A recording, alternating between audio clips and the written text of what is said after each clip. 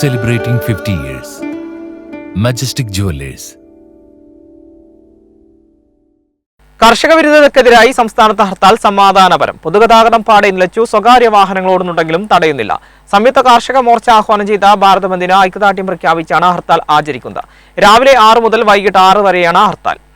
കേന്ദ്ര സർക്കാരിന്റെ കർഷക വിരുദ്ധ നിലപാടുകളിൽ പ്രതിഷേധിച്ചാണ് 500-ൽ പരം കർഷക സംഘടനകളുടെ സംയുക്ത സംഘടനയായ സംയുക്ത കിസാൻ മോർച്ച ഭാരത് ബന്ദിന് ആഹ്വാനം ചെയ്തത്. കർഷക വിരുദ്ധതയ്ക്കെതിരെ ചരിത്ര ജനമുന്നേറ്റത്തിന്റെ ഭാഗമായി ഭാരത് ബന്ദിന് ഐക്യദാർഢ്യം പ്രഖ്യാപിച്ച സംസ്ഥാനത്ത് LDF ആഹ്വാനം ചെയ്ത ഹർത്താൽ സമാധാനപരമായിരുന്നു. ഹർത്താലിൽ പൊതുഗതാഗതം പാടെ നിലച്ചു. സ്വകാര്യ വാഹനങ്ങൾ നിരത്തിലിറങ്ങിയെങ്കിലും തടഞ്ഞില്ല. കടകമ്പോളങ്ങളും അടഞ്ഞുകിടന്നു. മെഡിക്കൽ ആവശ്യ സേവനങ്ങൾ മാത്രമാണ് തുറന്നത്. 3 കാർഷിക നിയമ വൈദ്യുതി ബില്ലിനുമെതിരെ ഡൽഹി അതിർത്തിയിൽ കർഷകർ നടത്തുന്ന സമരം 10 മാസം പിന്നിടുന്ന സാഹചര്യത്തിലാണ് ബന്ദിന് ആഹ്വാനം ചെയ്തത്.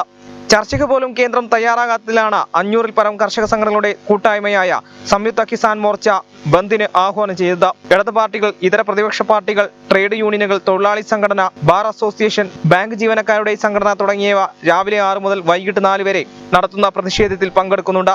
പത്രം, പാൽ, ആംബുലൻസ്, മരുന്ന് വിതരണം, ആശുപത്രി, വിവാഹം, രോഗികളുടെ സഞ്ചാരം എന്നിവ ഉൾപ്പെടെ അവശ്യ സർവീസുകളെ ഹർത്താലിൽ നിന്നും ഒഴിവാക്കിയിരുന്നു. സർവകലാശാല പരീക്ഷകളും PSCയുടെ പരീക്ഷകളും അഭിമുഖങ്ങളും മാറ്റിവെച്ചു. സംസ്ഥാനത്ത് UDF ഹർത്താലിന് പിന്തുണ പ്രഖ്യാപിച്ചിട്ടുണ്ട്.